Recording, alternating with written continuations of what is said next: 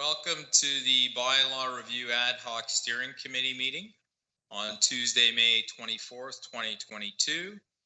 Director Daly, will you please lead us in the opening prayer? Thank you, and through you, Mr. Chair. I'd ask that everybody keeps in their prayers the 14 students and one teacher who were killed today at an elementary school in Texas, and ask you to join me in a sign of our faith. In the name of the Father, the Son, and the Holy Spirit, amen. Let us express our gratitude for the opportunity to serve the Halton Catholic District School Board and its mission, the gifts we have that enable us to make a difference in the lives of our students. Let's ask our Heavenly Father to help us to embrace the challenge and responsibility we have as leaders, to guide us to lead with integrity and common sense. Amen. Father, the Son, and the Holy Spirit, amen. Thank you. We'll move on to approval of the minutes from April 26th. Mr. Chair, point of privilege, just asking, do we need quorum? Oh, we have quorum now. Okay, thank you. Thank you.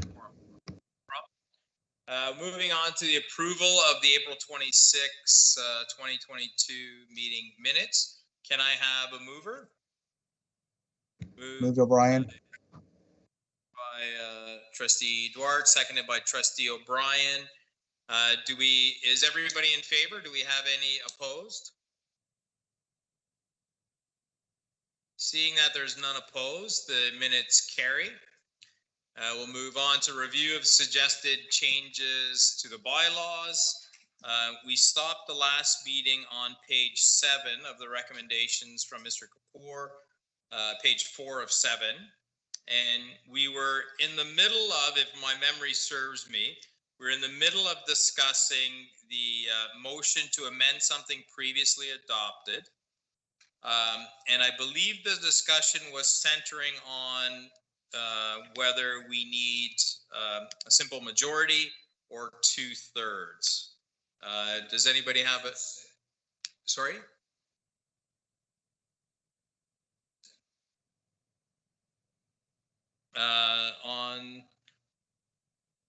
To motion to rescind. I thought we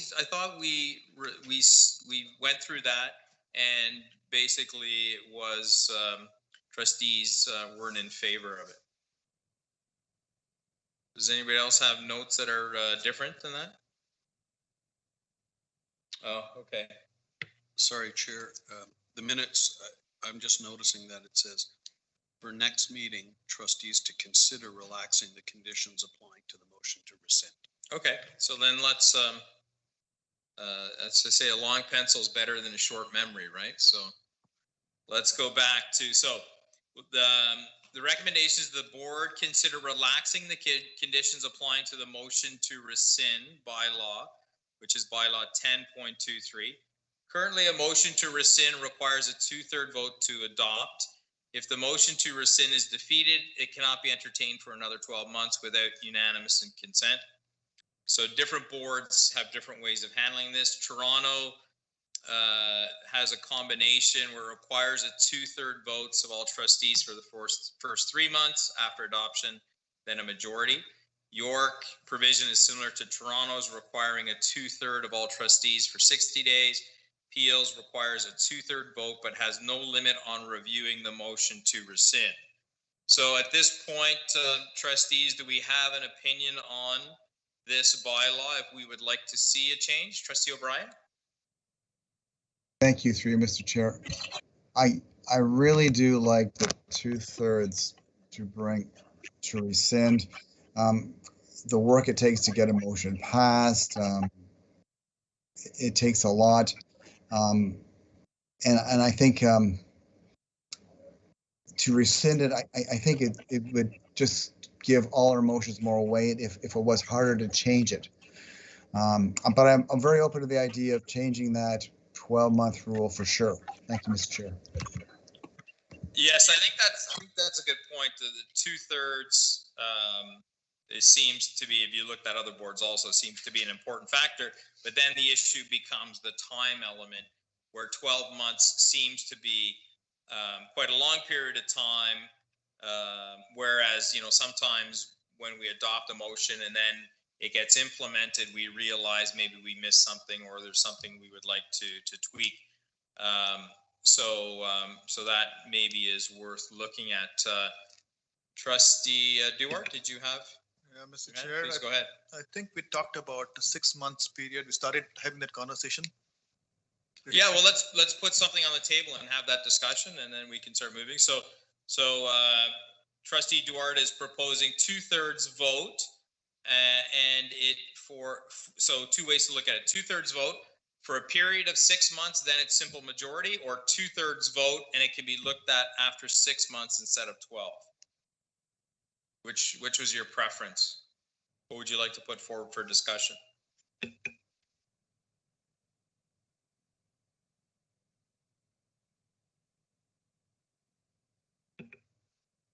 It's okay, I'm looking at you. You can speak. Yeah, Mr. Chair, I would say 2/3 vote and 6 months and then a simple majority. So it brings it Okay. back, it resets the entire thing. So basically what Trustee Duarte is saying, it would be a 2/3 majority for 6 months. After 6 months, it would be a simple majority would pass a motion to rescind. So do we have some discussion on that? I'm okay with the 6 months, but I'd like to keep 2/3.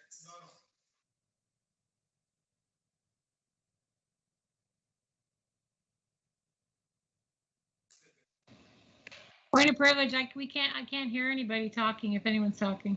Mr. Chair, is what I'm suggesting is keep the 2/3 vote to rescind. And for a period of 6 months, it stays. After that, it becomes a brand new motion, But then you don't, simple majority. so then you don't need to put in that part of something, Oh, no, we don't need to put right? that in. You're That's just what. saying a 6 month time Yes, at 2/3. yes.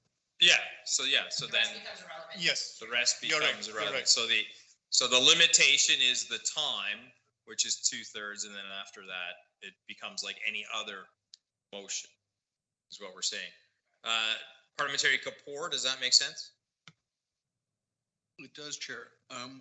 One thing I will point out, so first of all, this motion to rescind is the parameters you have and that the other school boards have are different from what's in Roberts.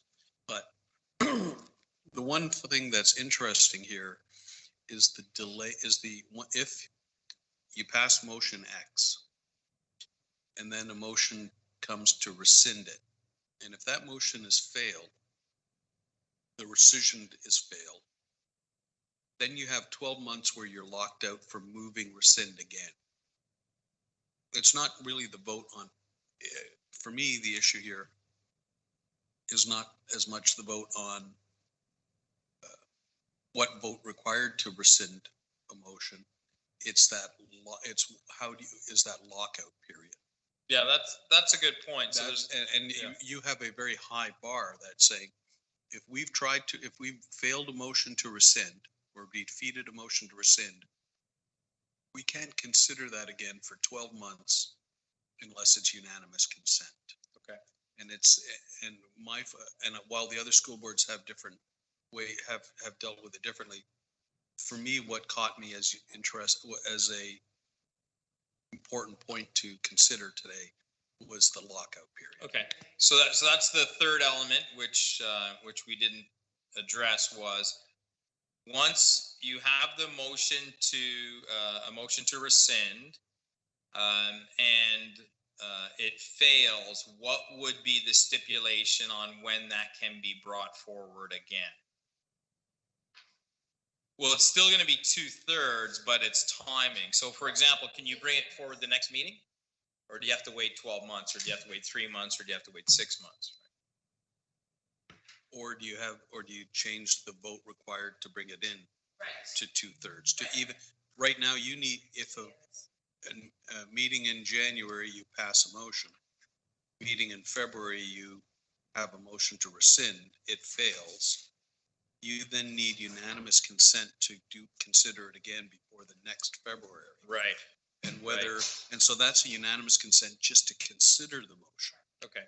So if I'm reading the room correctly, we want to have a 2/3 majority to be able to vote to rescind within the first 6 months of a motion, then to bring that to, and if it fails, to bring it forward again, 12 months seems like a long period of time. Do we want to change that to 3 months? I don't think we want to allow it that it can come forward every meeting, right?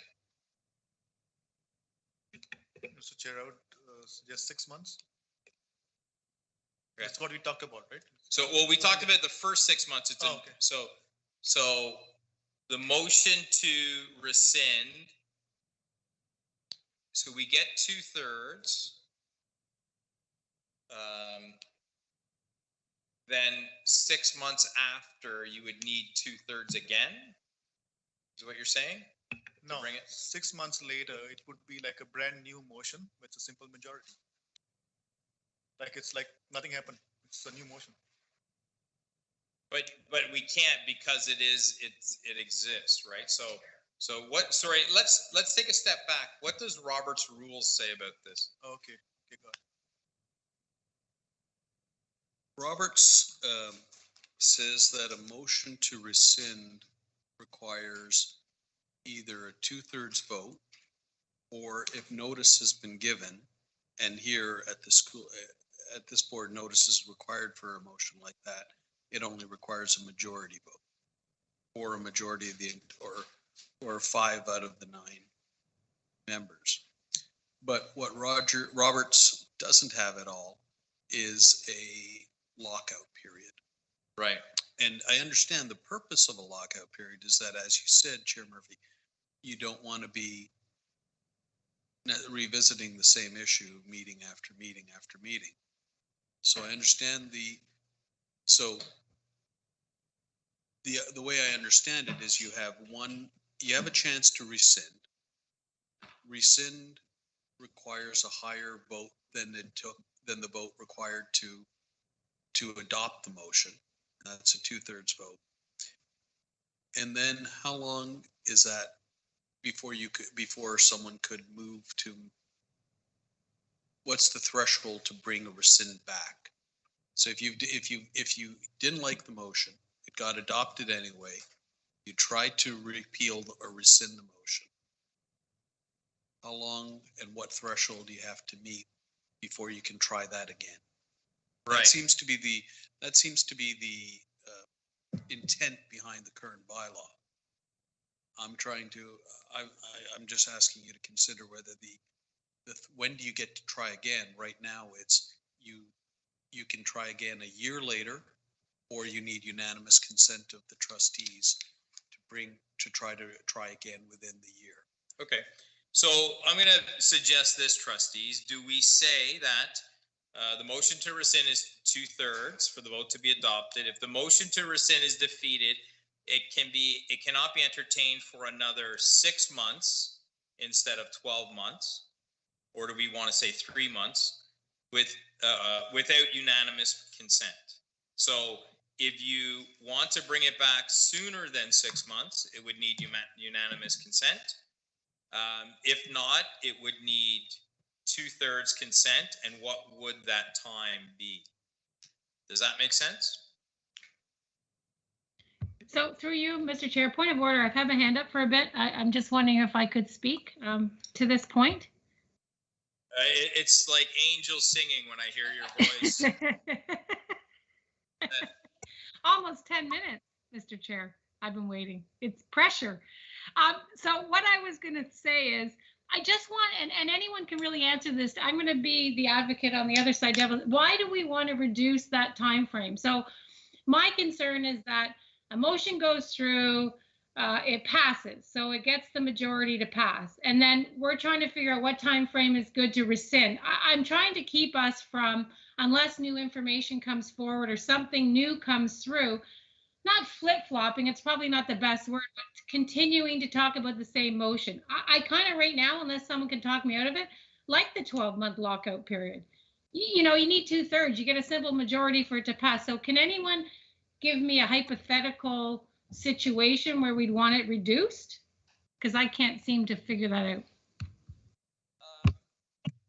probably parliamentary rapport would be better to give a hypothetical. I think the issue becomes the fact that it's 12 months and it's unanimous, where, where one, for the lack of a better way of describing it, one holdout could hold the board hostage on making a decision that could be very important or timely or something that's changed.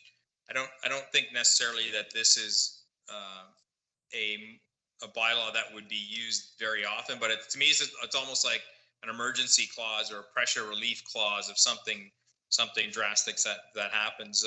Parliamentary Kapoor, do you have a real world example for Trustee O'Hearn-Trinata? As you said, Chair Murphy, I think that covered, it's an emergency situation. I flagged this one because it was different from your neighboring boards. And the other reason is that it came up when we were discussing the next motion, the next recommendation, which is amend something previously adopted.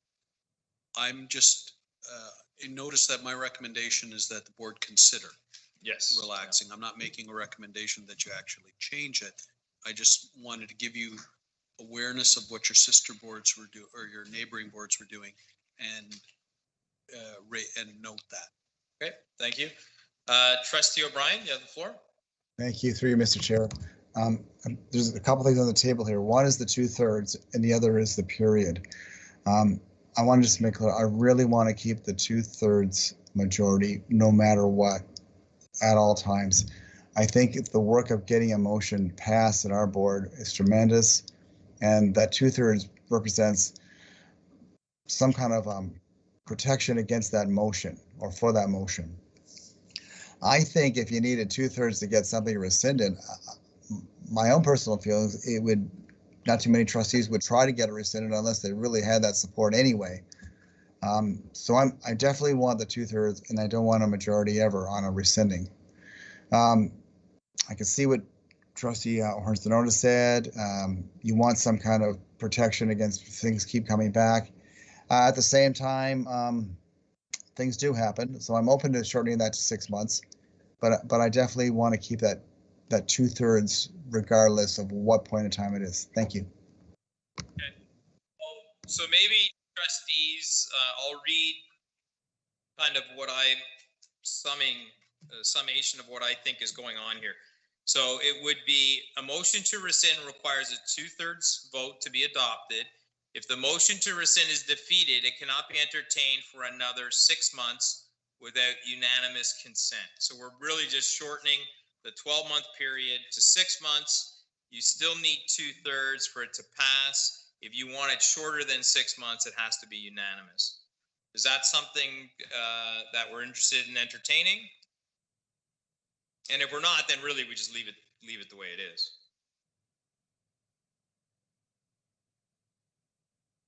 Anybody? I'm good with that. Pretty music. You're good with that, Trustee O'Brien? Okay. I want to leave it the way it is and not change it at all. Okay. Yeah, I'm okay with that. Leave it the same way. Okay, so it's 2 no's, 1 yes. Trustee Agnew, you still thinking? Trustee Guzzo? Leave it the way it is, as Trustee O'Hearn-Trinata said. Okay, I would like to change it, so it's 4 against 2 no, so we leave it as it is. Okay, so we will go on to the next, which is recommendation that the motion to amend something previously adopted should be included explicitly. Further, that there not be a limit on renewing such a motion, or that the limit be restricted to a motion to amend in the same manner. The vote required to adopt this motion should be specified if it is to be anything other than a majority. So we have used this motion in the past. It's not in our bylaws. It's in Robert's rules.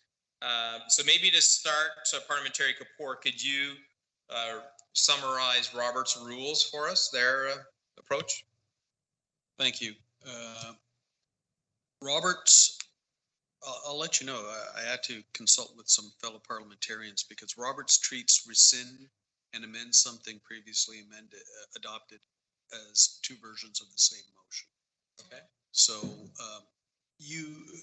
by putting in these extra restrictions. What?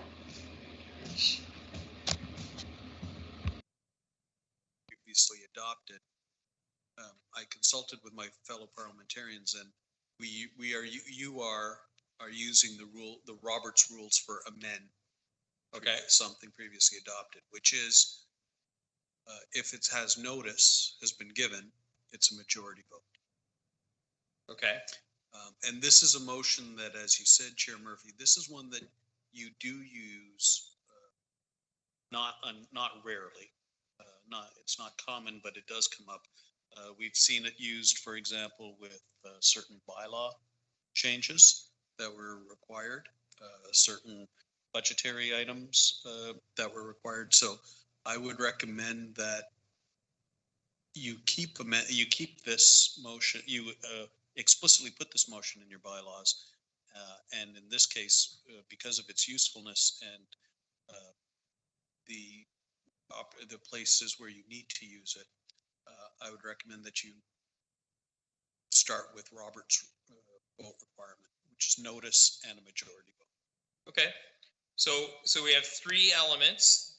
Do we want this in our bylaws? And then the other element is, do we have to give notice for a simple majority? So then I'm assuming, conversely, if notice is not given, would it be 2/3 or would it be unanimous?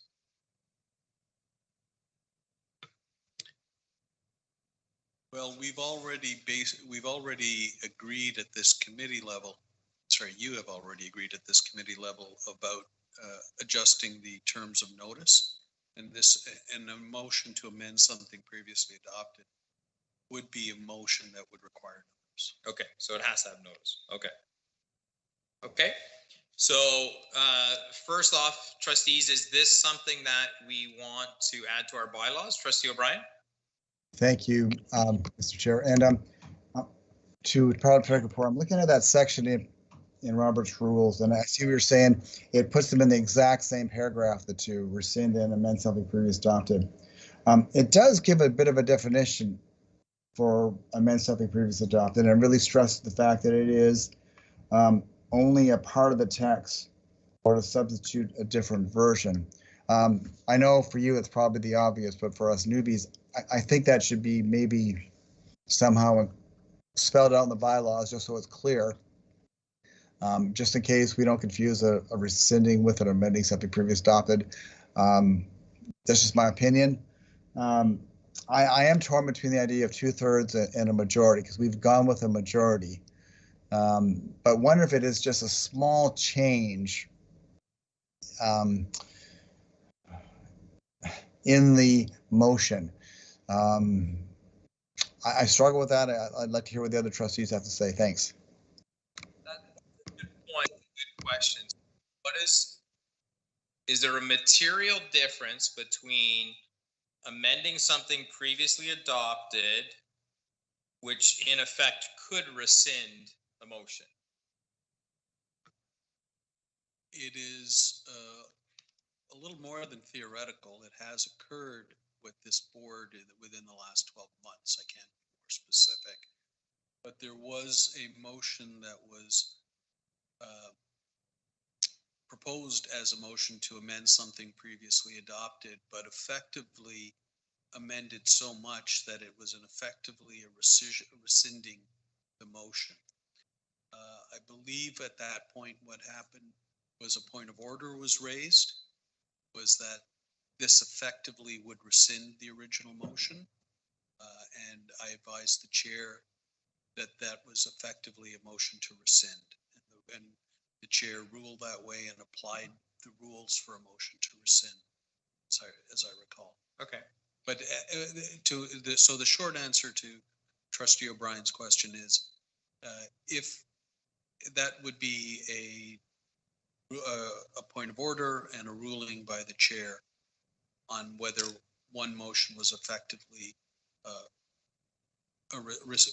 effectively rescind rather Okay. than just amend. So the, a motion to amend something previously adopted has a threshold and it stops at rescinding of that motion, just because that other motion exists, right, in parliamentary law.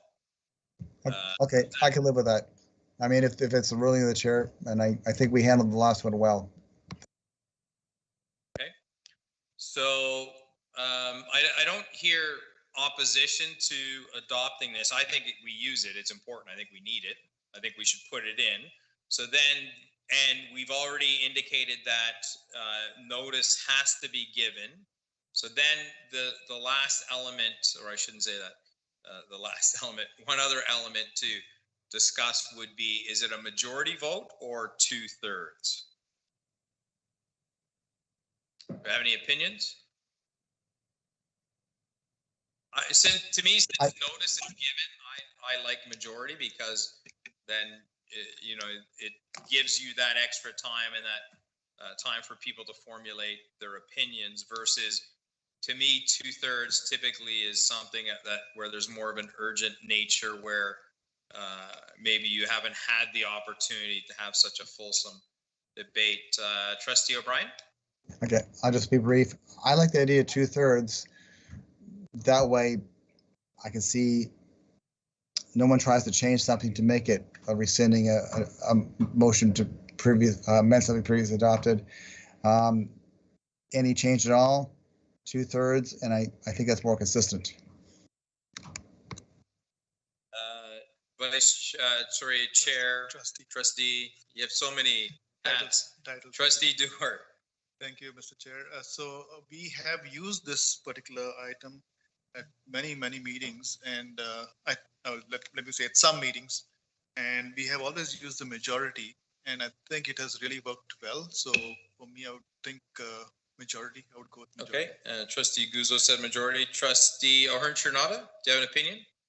Oh, I know you have an opinion. Could you? Of course. Well, that was a silly question. Of course I do.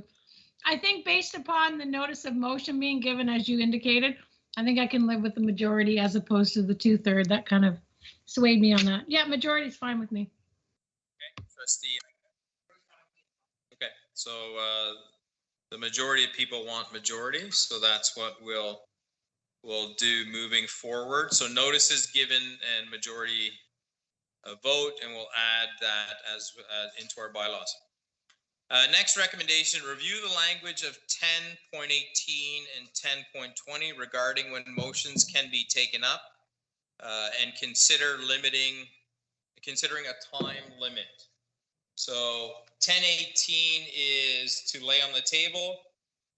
A motion to lay on the table is not debatable and issued for the purpose of allowing the board or committee to deal with some other matter at the same meeting prior to dealing with the matter temporarily laid on the table.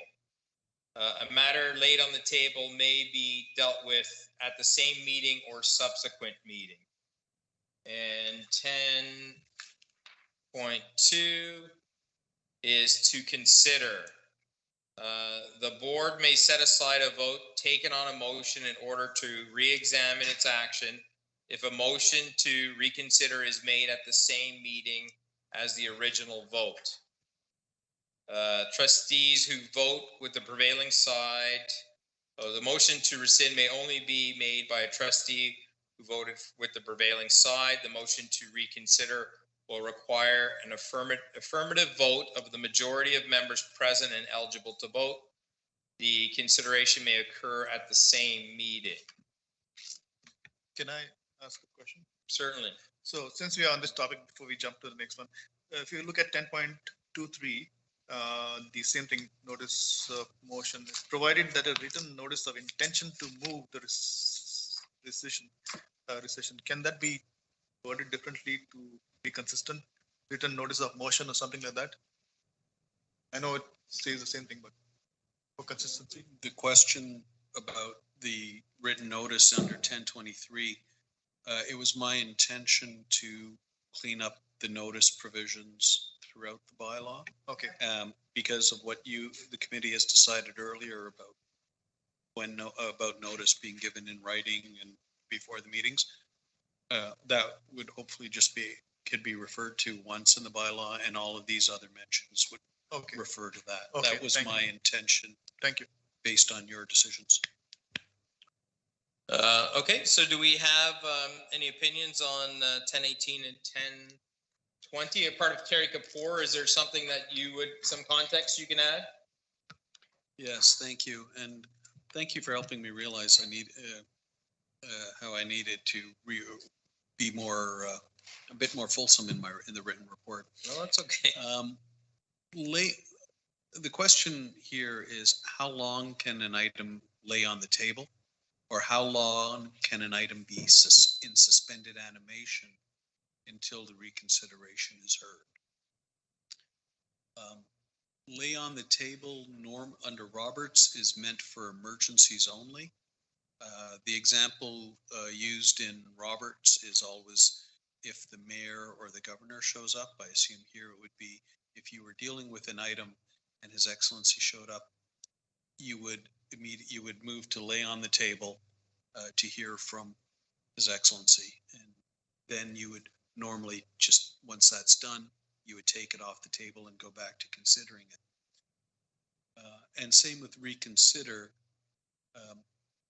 Usually when a motion's been adopted or defeated and then the vote is reconsidered, things are in suspended animation for that motion.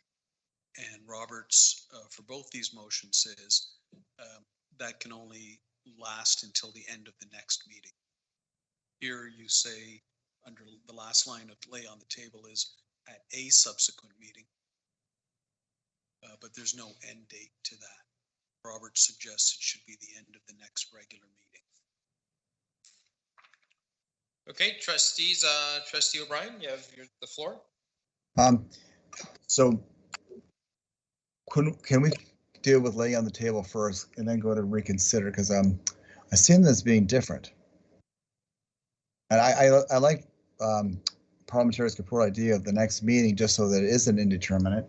I guess with reconsider, it does say in our bylaws, the board may set aside a vote taken on a motion if a motion to consider is made at the same meeting as the original vote. And I've seen this done with the previous board where it was reconsidered at the meeting from a person on the prevailing side. My understanding was it had to be the reconsider was only that night. If you went past that night, your reconsider option was no longer there. But then at the end it says the reconsider may occur at the same meeting. So it is a bit dubious about the time period on reconsidering too. I don't know what the reconsider means. I guess if someone makes a decision under the gun and all of a sudden they realize later in the meeting they made a mistake, is that what that means? So maybe Parliamentary Kapoor can kind of enlighten us what reconsider means as opposed to, I guess, rescinding. Thank you. Yeah, certainly. Yeah, reconsider would be just that. Is a motion was passed and you had second thoughts, or maybe you made a mistake. Maybe you voted in favor and you meant to vote opposed. Parliamentary Kapoor, is there anything else you can add? The one thing I would add is that Roberts is a very clear principle that the board should not be asked twice to consider the same thing. Should not be taking time to do things over and over in one meeting. And so the rule on reconsider is a restricted one for that exact example that Chair Murphy just said. If someone said, or as Chair O'Brien, Trustee O'Brien, you mentioned in your example, if someone realizes, oh, I didn't, I've had a change, I've had some things happen to make me change my mind. And therefore I ask, the board needs to give permission to say, yes, we will deal with that same issue that we just decided. And we will look at it, we will reconsider it. And so the motion itself to reconsider needs to be made at the same meeting. The reconsideration ideally would occur at the same meeting. However, as Trustee O'Brien I pointed out, the last word sentence there says the reconsideration may occur at the same meeting. That's ideal, but it doesn't give any end date for it. And I guess So- that's the part I'm worried about is that it kind of says it has to be the same meeting, then there's all of a sudden an open end. I kind of like the idea of the same meeting. I mean, if you made a mistake saying yes or no, you would know right away. So let's propose for 1018 that we say dealt with at the next regular meeting. We're laying on the table, so it's either dealt with at the same meeting or the next regular meeting, instead of saying at a subsequent meeting. Do we have any opinions on that? Trustee O'Hearn, Trinata said she likes that. Anybody else?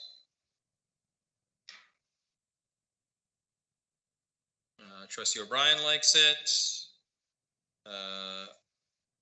Trustee Duart.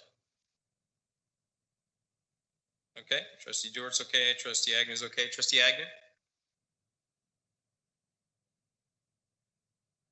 I said Agnew already. And then you said Trustee Agnew. Oh, did I again? Trustee Guzzo. I like Trustee Agnew so much I say it twice. Isn't that juicy fruit? Is that a juicy fruit commercial? Trustee Guzzo. It's double mint, and I had a feeling you were talking to me, so I'm fine. Doesn't make any, yeah, that's right, double mint. You're absolutely right. Okay, so we'll change that to next regular meeting. And then 10.2, so 10.2 would be the reconsideration must occur at the same meeting instead of may. We have opinions on that?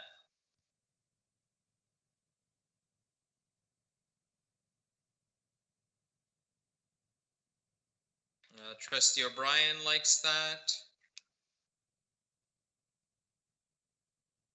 We're not as formal here. If you just want to jump on the mic and say you like it, is fine. I'm not. Trustee O'Hearn is not sure. Parliamentary Kapoor, can you give us a little more of your experience of the potential negative impacts of restricting it to the same meeting?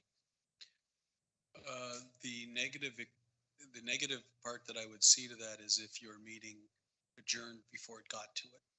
Yeah, good point. Yeah, that's a good point. Do we want to say the same thing? The reconsideration must occur no later than the next regular meeting? Right. Yeah, that would, well, and that's actually almost exactly the language I was going to put in for lay on the table. No later than by the end of the next regular meeting means if you have an adjourned meeting or a special meeting in between, it could be dealt with at that point. So okay, you have a firm deadline of the next regularly scheduled meeting is when it would be. Okay, so what's trustee's opinion of that? The intention is that the firm deadline is the end of the next regular meeting, that it must be dealt with. So I have a question. What if we have to have, so we've had this, right? We can't get through an agenda, so we hold a special meeting because there's timely urgent issues that need to be discussed. So if we say that would take a special meeting out of that, right? It would be the next regular meeting. Correct? Maximum would be next regular meeting. If we got to it at the special meeting, then that would cover it also. But it wouldn't go past the next regular meeting. So no later than or not later than the next scheduled meeting. So it could be anything in between, correct? Right. All right, I'm good with that. The thing I'm trying to write in for you is that you could deal with it at an adjourned meeting or a special meeting before the next regularly scheduled meeting, but the next regular meeting is your hard deadline. Okay. Point of privilege, I'm really having a hard time hearing Parliamentary Kapoor. Maybe it's just me, but I want to hear what he has to say, and I'm just really straining. I think we have some challenges with, actually, probably because I'm leaving my mic on the whole time. Let's try this. I'll turn my mic off, and then he can speak again. I'll be through. Can you hear me better now, Trustee O'Brien? Not much, just to be honest. Okay, I'll try moving to a different microphone. Much better. How's this? Very good. Okay. What I had said was that I was trying, the flexibility that Trustee O'Hearn Cernota mentioned was the flexibility I was intending to have, that the deadline is the next regular meeting. If you had another meeting before that, you'd still be able to deal with it at a special meeting, but the deadline would, the hard deadline would be the next regular scheduled meeting. Trustee Dewar, you have the floor. I withdrew. Okay, so then the recommendation is that on 10.18, 10.2, the wording would be no later than the next regular board meeting. Do we have agreements in that? Trustee O'Brien, you have the floor. I'm sorry, I'm really against that. I can just see it being abused. You would leave the meeting wondering if something was passed, and I guess I would like closure at the end of a meeting if something was passed or not. During the meeting, maybe. And even the one time I saw it used, there was a recess, and I'm not sure if the person just reconsidered or was kind of discussing about reconsidering. I like the idea of making up your mind and sticking with it, and to leave it to the next meeting. We could pass a major motion. It could be put in the press, and the next thing you know, someone's reconsidered a vote that could change it. So I think a meeting is long enough to make up your mind and realize you made a mistake. So that's what I think. Thanks. Okay, so you're okay with 10.18, which was lay on the table. Your concern is to reconsider. Is your concern? Is that correct? Correct, because a motion will be passed. It's connected to a motion to reconsider. And again, you could close the meeting, think something was passed, talk to your constituents, and the next thing you know, if someone reconsiders, it could be a deciding vote. So I like the idea of it closure at the end of the meeting for the public, for us, and I'd rather go with that. Thanks. So actually, my problem in this was to reconsider maybe at the same meeting. My understanding always was that it had to be at the same meeting. Trustee O'Brien, just so in case I've been misleading, the motion to reconsider is a member saying, I misread some of the background documents. I want to make a motion to reconsider our vote on this. That motion has to be made at the same meeting where the item came up. Once the motion is made, the question is, when does that motion get reconsidered?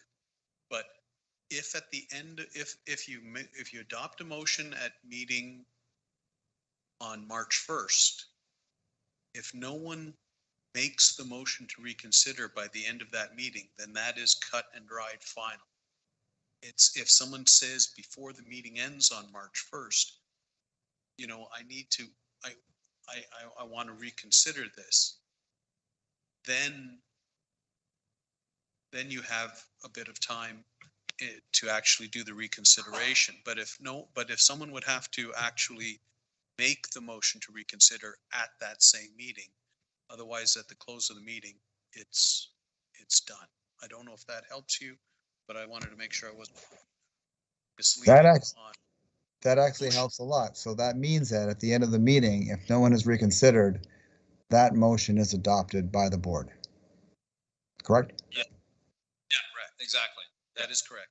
And whenever I reconsider and it's multiple complications, I always remind that Roberts very proudly says this is an American invention, this motion. Okay, I can live with that. So then what we're saying is to recap, and for me to put my stamp on it so it looks like I own this. The motion to reconsider has to be made at the meeting where the motion was adopted. However, the time frame when it actually comes up for debate has to be no later than the end of the next regular meeting. And the intention there is just in case it doesn't get, we run out of time. So if that is something that's agreeable to everybody, we can adopt that. Is anybody opposed to that? Wait. Did you say the next meeting? The debate on it, not the motion. So Okay. at the meeting, there has to be a motion to rescind. To reconsider. And then it goes on in the order of business as it would, but it has at the end of the next regular meeting, it has to be dealt with. It won't run on indefinitely. But the motion itself to reconsider must be one with a majority, correct? Yes. Yeah. Yeah. And parliamentary report, like, so if I reconsider at 11 o'clock, majority of trustees have to agree to that, correct? You have to be on the prevailing side, number Yes. one. Right. And then a vote is taken. And then a vote is taken whether it is an adopted motion or to reconsider. If it's Perfect. All right. I can definitely live with that. okay. So it sounds like everybody's okay with that. Trustee Duarte? Yeah, just a clarification. So this same wording will go at the end of to lay on the table, and a subsequent meeting will change to next meeting. Just to clarify. So both of them. Okay, I'm good with that. Okay, great. So we're on page 5, delegations. Recommendation that the response to delegations remove the option to make a decision on the presentation at the same meeting. 2 neighboring boards explicitly do not have it as a possible response, with receipt or referral to a committee or staff as the only options. So do we have some, so did you, Parliamentary Report, can you give some context on that recommendation?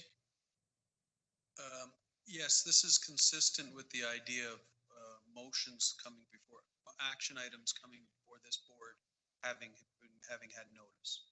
That the board, it's consistent with the idea. Sorry, let me say that in one clear sentence. This recommendation is consistent with the idea that the board must have received notice for items to be action items.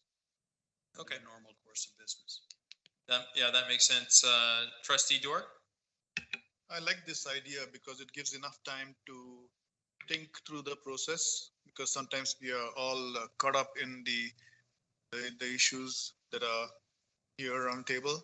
I think it goes to a committee, think through it, and come out with a good answer. So I like this idea. I'm sorry, through you, Mr. Chair, I could barely hear Mr. Kapoor. I don't know if it's my old ears or he wasn't close enough to the mic. Probably my old ears. I will and I will pass the floor back to Parliamentary Kapoor. Is this better? Much better, thank you. Thank you.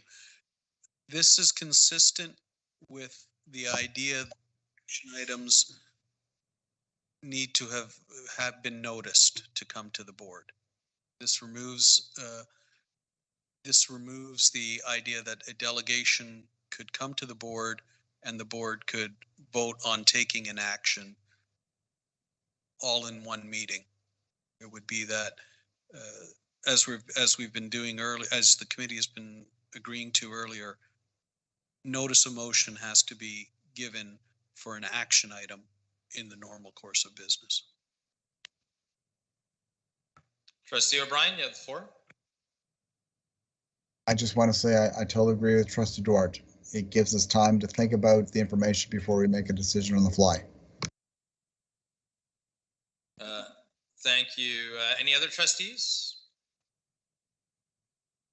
I agree. I'd like it also. I think it's, there are always exceptions where we need to make a emergency decision, but then that should receive unanimous consent. Otherwise, I think waiting a week or two is prudent. Trustee Orange-Tornado, do you have an opinion? I do. I just think it is consistent with the notices of motion as Mr. Kapoor stated, so I'm on board with this, absolutely. Trustee Guzzo?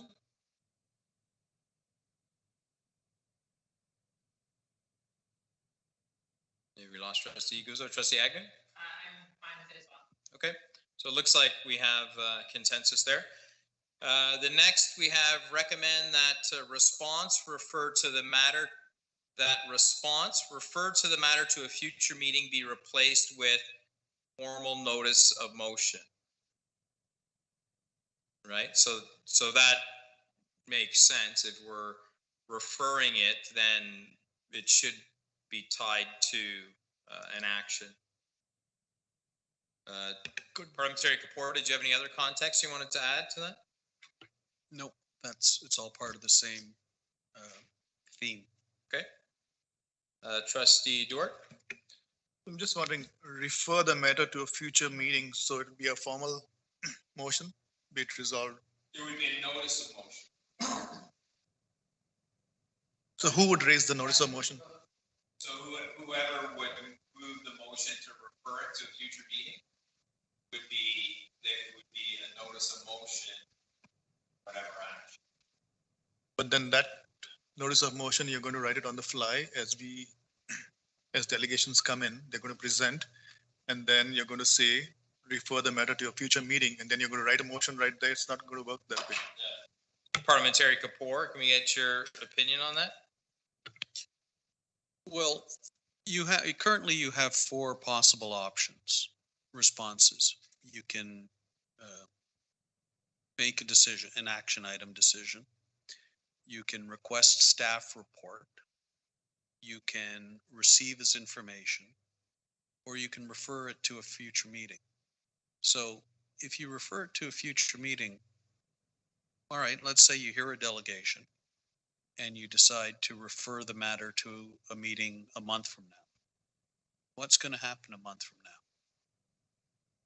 It's not clear to me what is going to be different unless you refer it to the staff brings you more information. Unless there's an actual motion for you to consider, then I'm not sure what you're doing at that future meeting. I haven't seen you choose this option in the time that I've worked with you. But you could just drop that as an item, as a possible response altogether. And you could say, well, if a trustee wants to, then they can bring notice of motion at any time for a future meeting. I'm not sure how this helps you further business by just saying you're going to refer the topic to a future meeting.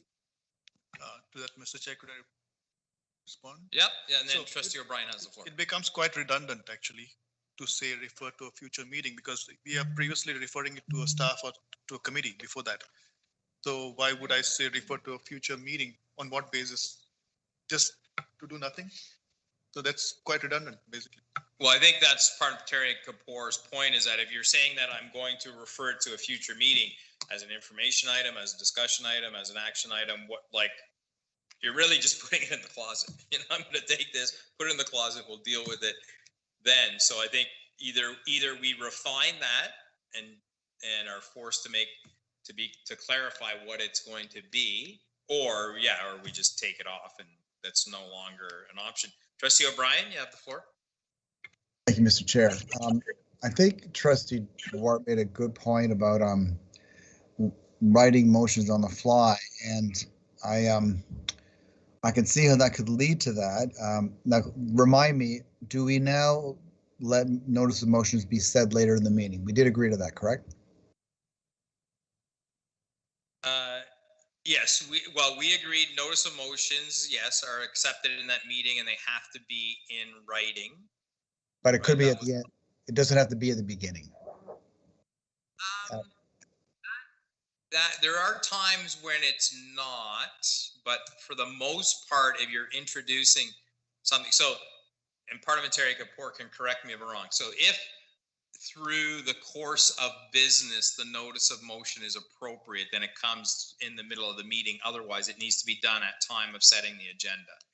Didn't we have a case recently where we had to put in notice of motion Yes. during the, Okay. what was the, And I'm open to that, but I do think Trustee Duarte raised a good point about writing them on the fly like that. I don't know how you can accommodate the two. If someone gives a fantastic delegation, they open our eyes to something we need to see, and someone says we need to make an action item on this, I'd like to give that trustee the right to do that, but to do it in a way that I don't know. I struggle with this too, but I just want to say that I think Trustee Dart raised a good point. Thank you. Yes, and thank you for helping me clarify. Yeah, the notice, the deadline for notice of motion. So say a delegation occurs at the March 1st meeting, and a trustee thinks that this is an important point and needs to come forward as a formal motion. Well, the actual deadline for the notice of motion for the March 15th meeting is going to be a few days before March 15th. They don't have to do it on the fly at that at the March 1st meeting. They can think about it and craft it and word it properly and bring it forward. In other words, I believe I am agreeing with Trustee Chair Duarte that we could probably just strike this as one of the options for a response from the board. Can I just respond to that, Mr. Chair? I'm just looking at our notice of motions, and does it not say that it has to be worded at the next regular board meeting? And doesn't it say it shall be submitted in writing at the regular meeting and recorded in the minutes for consideration? I'm just looking at that. See what I'm saying? yeah, Mark, we made some changes for recommendations. So really, we kind of really should be looking at that. It was end of business Monday. Must be read. And I think we struck out before the meetings, right? Well, actually, it'll be in our minutes, which I think Rosie. It's in the red line version. Oh, is it? Yeah. So 9/12.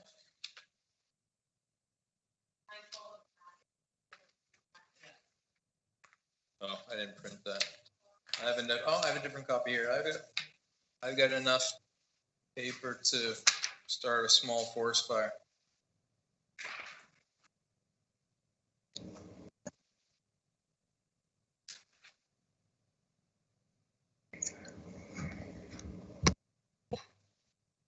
Okay, so so in the red line version, we said,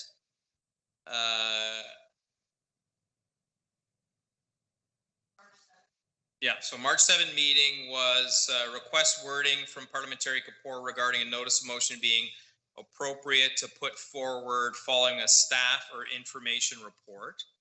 So that was one condition where it could happen other than the approval of the agenda. Notice of motion are to be submitted in writing no later than 3 p.m. the day before the meeting. That aligns with our correspondence policy. No notices of motions could be made during the meeting. Notices of motion to be read. So, the question is, do they have to be read publicly to be considered? So we do allow notice of motions to come from staff reports or information reports, then it would be logical to allow it to come from a delegation. The question is that something we want to allow? It's in keeping with our approach that it's not a decision to be made on the fly. It is a notice of motion, right? And you will have the same thing with a staff report or an information report. You have to draft that on the fly. Parliamentary Kapoor? Yeah, I apologize. If I look at the comment, the second one, DR 62, no notices of motion can be made during the meeting. So so if you, at the March 1st meeting, heard a delegation and wanted it and thought that action needed to be taken, you would give notice of motion at the March 15th meeting, and it would be due a day before, by the Monday before the March 15th meeting. And that would be notice of motion on at the March 15 meeting, and it would be heard at the first meeting in April. So if you heard a delegation on March 1st, you'd be able to have that as an action item at the first meeting in April. That's because this year, as the March 7th committee meeting decided, no notices of motion can be made during the meeting. But we do. Mr. Chair, can't hear you, sorry. Yeah, so we do have it where it is appropriate to put a notice of motion forward following a staff report or an information report. So to me, it would be consistent. A delegation would be similar type of information being received, right? Would it not? But didn't Parliamentary Report just say we made an agreement during the meeting, there have been no notice of motion? I just heard that. We made an agreement that no notices of motion can be made during the meeting. So to clarify, that is the intention is after the approval of the agenda. So their notice of motion are appropriate during approval of the agenda. Does anybody recall if that was our discussion? Or was this that no, the notice of motion has to be submitted before the meeting? I'll have to go back and. I guess my question is, can you give a notice of motion after the approval? So notice of motion are to be submitted in writing no later than 3 p.m. the day before. No notice of motions can be made during the meeting. So yeah, the intention is that at approval of agenda, you cannot make a notice of motion. So again, like Parliamentary Report said, great delegation. I have to make an action item on this. The notice comes the next meeting and the vote comes the meeting after that. Right. Right, so I think he's saying there's no need to have it in that separate column, saying this is one of our choices because you can do it anyways. If you hear a delegation, you want to present a notice of motion before the next meeting, you can do so. Yes, I don't think the choice that needs to be made at that particular meeting of the delegation is my understanding. We're not allowing notices of motion at the meeting, then that would seem to be redundant, referring the matter to a future meeting. Would it not? Exactly, to my point, yeah. It appears that way. I'm happy to go back and review that section of the March 7th meeting to clarify. Yeah, I think there, because 61 and 62 seem a little bit not entirely in alignment. So I'm happy to go back and just confirm that. Yeah, if you could, because I seem to recall that is, now that I read it again, that is the flavor, or what we were thinking is trying to avoid doing things on the fly. There isn't necessarily, again, the exception is emergencies and something that has to be done, and we should have a mechanism to remedy the emergencies, but it shouldn't be the norm that we want to, for lack of a better term, fly by the seat of our pants, right? Okay, so Parliamentary Kapoor is going to review that notice of motion and just confirm with us, tighten it up. And if that's the case, it sounds like that refer the matter to a future meeting is redundant. So let's just recap. Then when we have a delegation, our options are to basically are to receive his information, or to refer to committee and staff. Is that correct? Is there anything else? So we have two options then. That's my understanding. Everybody's okay with that? Okay. Consideration adding the bylaw limit of 3 minutes per trustee for questions that require, adding to the bylaw the limit of 3 minutes per trustee for questions and the requirement that questions must be for clarification based directly on the material presented in the delegation. This is currently in the policy delegation to the But it's board. not in our bylaw. I just Okay. thought it would be appropriate So- to elevate it to bylaw. Okay, so I think, yeah, it has to be consistent. If it's in our policy, then it should be. Mr. Chair, Yes, just, sir. just to add to this particular, the policy says 3 minutes, including answers. That's what the policy says. Okay. So it's total 3 minutes. So we'll make them in alignment. I'm assuming nobody's opposed to that, making an alignment. Consider the investigator's recommendation, paragraph 101B. The policy could be amended to provide that absent a majority vote on another option, the default response will be to accept the delegation as information. That would avoid the need for a motion to receive the delegation as information as currently occurs. So I think this is referring to a matter where we had an even number of trustees and it just kept failing. And then in the end, we just stopped voting on it. So the default would be when we cannot come to consensus, that is to receive as information. Does anybody have an opinion on that? Mr. Chair, after how long, after how many rounds? Well, then it would be just after one, after it fails. If it fails, then it's After one received round? as information. So do we want to define that? Well, the way I envision that procedure would be you'd hear a delegate, you'd come to item response from delegations. The chair would say, is there any motion regarding the response to delegation A? Hearing none, the delegation is received for information. Moving on, is there any motion regarding the response to a response to delegation B? Or you could do them all in one group of, as you've done previously, but you don't need when the investigator said making it the default response, and with the limitations we've now put in, someone can move a motion to refer it to staff for a report. But if no one moves that motion, then okay, then it's received for information. Thank you. Next. It's a little more efficient. You don't need a formal motion if you put that default in the bylaw. Okay, is there any opposition to that? No, I really, Okay. really like that. Moving on to committees, recommendation that the term working staff committee should be replaced with staff working groups in 2.29.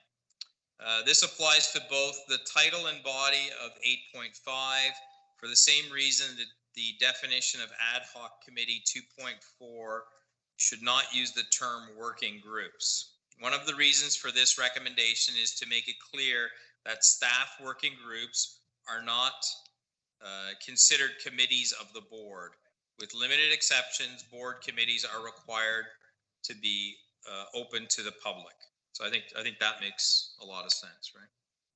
Does anybody have any opinion or comment on that? So a staff, be just clearly defining what a staff working group is, that is not a committee of the board and therefore does not need to be conducted in public. Trustee O'Brien, did you have your hand? I agree with that. I like that tightening up of the definition. Okay. The next one is recommendation that the appointment process for committees be clarified. The appointment process for committees is listed in section 3 of the bylaws, 3.8.1, which deals with the inaugural meeting of the board. It is not clear whether this process is to occur only once during the board's term or is repeated every December. As similar process is also noted in 7.22, all 4 neighboring boards provide for this to be done annually. I have not reviewed their minutes to confirm that's actually practiced during the current term. No matter which is decided, the process for committees that are appointed at times other than the inaugural meeting should be specified. I think this is a good point. So what are some of the, Trustee O'Brien, you have the floor. Thank you, through Mr. I'd like to direct my question to Vice Chair Agnew. This is something I learned this year at Ottawa. I did not know this, but Is it true that SEAC presently must be a 4-year term with our board? Yeah, I believe so. Yes. Okay. All right. I know that was discussed in Ottawa. I don't know how that applies to this. A resolution was made. So I guess if that is the case, then that person on SEAC would just be kind of reinstated. And that would be the discussion between the chair and that person, I suppose. Well, I think we have to specify statutory boards and what their Correct. requirements are. The audit committee, I believe, is 2 years. Yeah. Director Daly? Related to, but the date of the inaugural board meeting will need to change in the bylaws because the election dates have changed. So it won't be December anymore.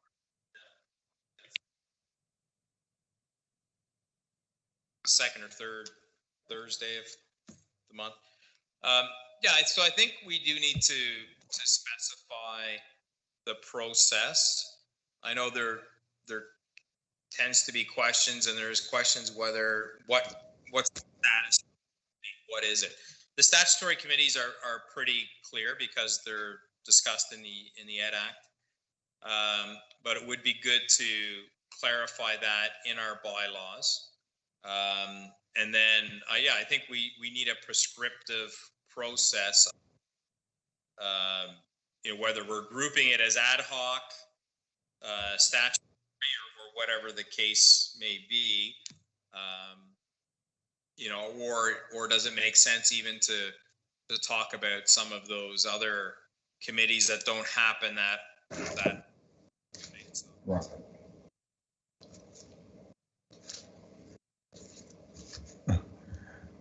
Mr. Chair, we lost you.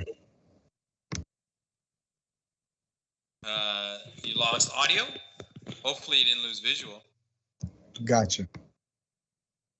Okay, thanks. So can I get some opinions on how specific and statutory is relatively easy because it's laid out in the Ed Act, but all of the other ones, I know they're often, we have questions.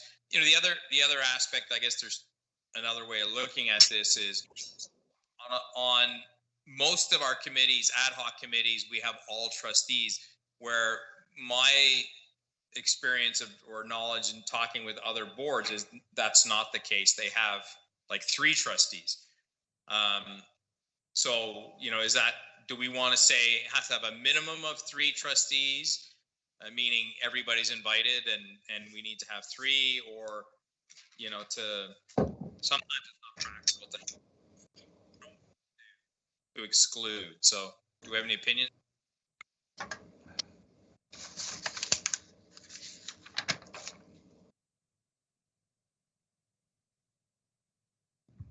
Hi there. Through you, Mr. Chair, I think that they need to be explicit because, as you indicated, I myself throughout the years have had many questions about, which committee to be ad hoc, and I think if it's 3, if everyone's invited anyways, we need to have a minimum of 3 because sometimes on these committees, not everyone shows up anyways because of other circumstances. So I would be open to that myself. Okay, if we look at some of our bylaws right now, so let's look at 3.8.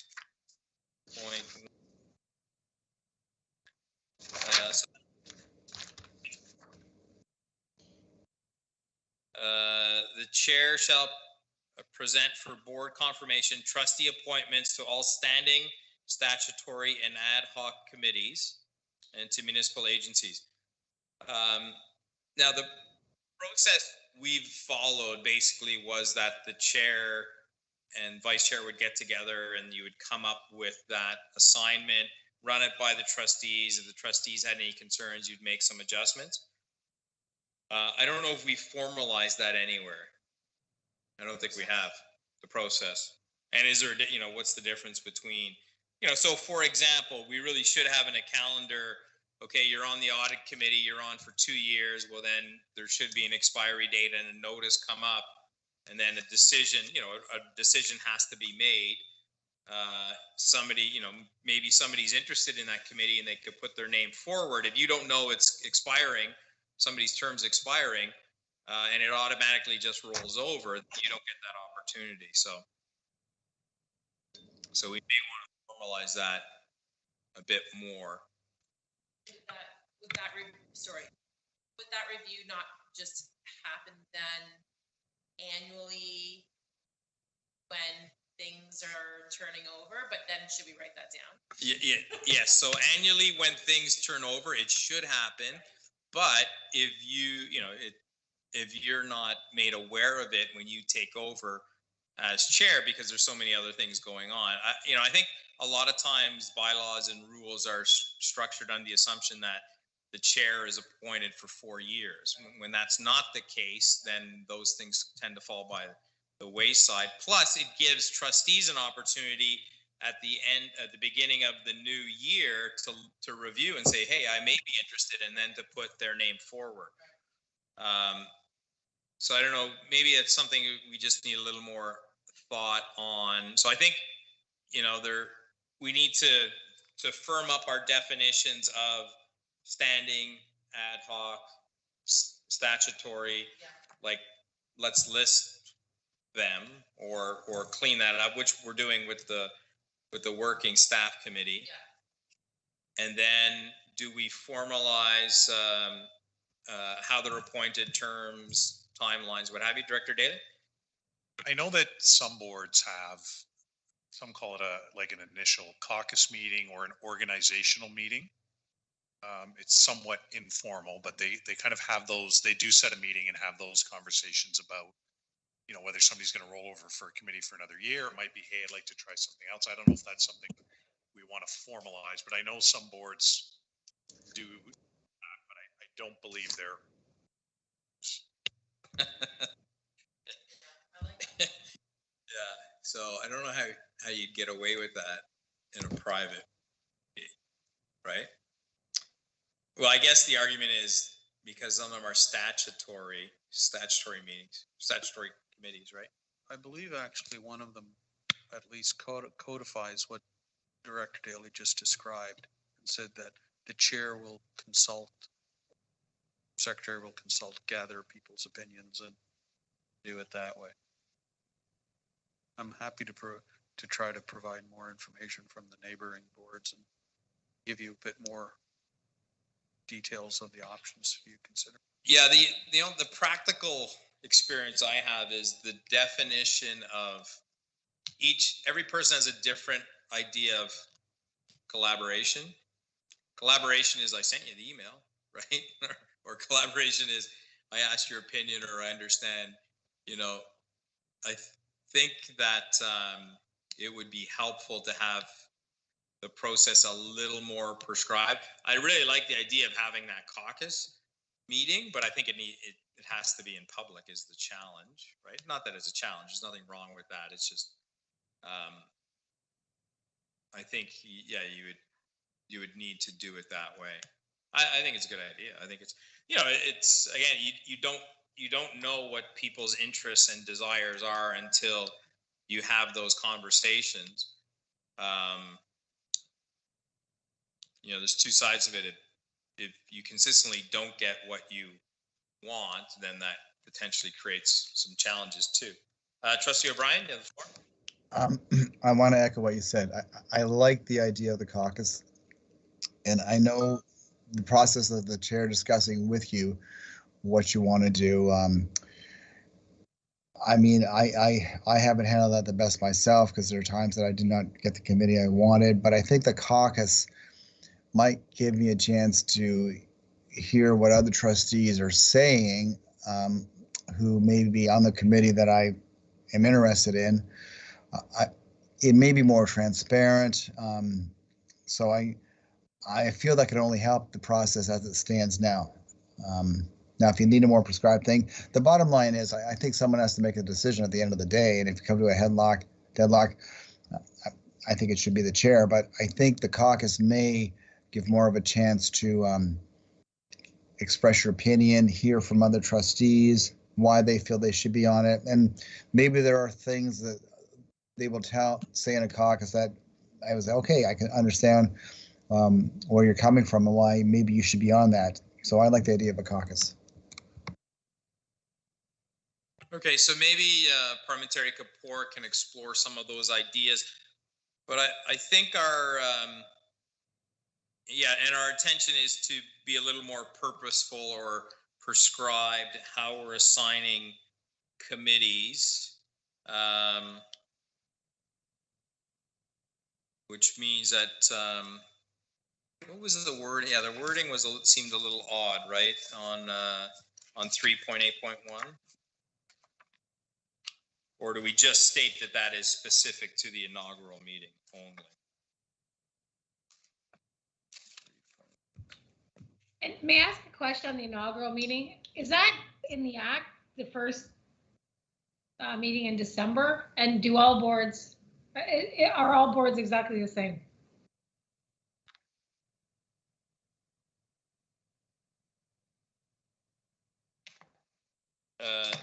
Parliamentary Kapoor said there was a finite deadline, in case you didn't hear. No, I didn't hear him. Thank you. So we as a board pick the first meeting in December, or can we pick first meeting in November, second meeting in November?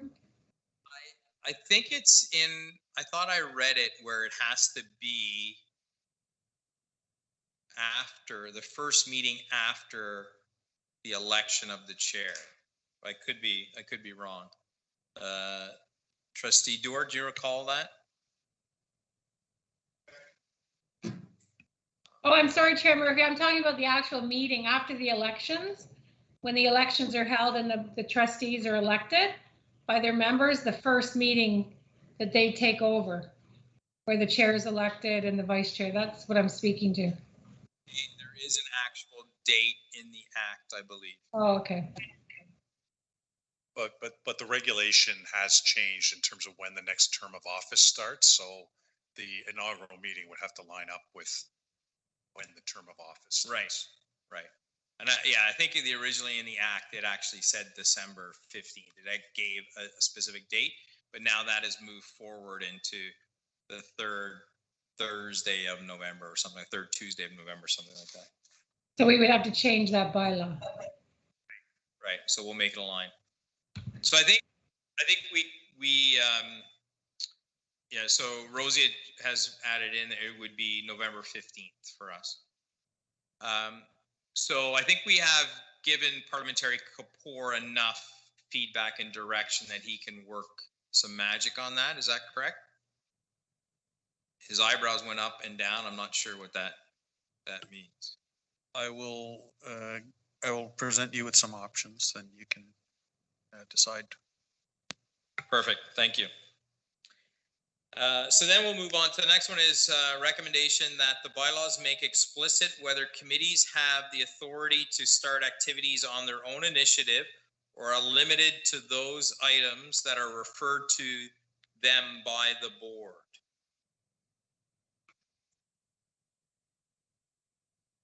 So this would be Parliamentary Kapoor. This is after the terms of reference have been established for the committee or before that?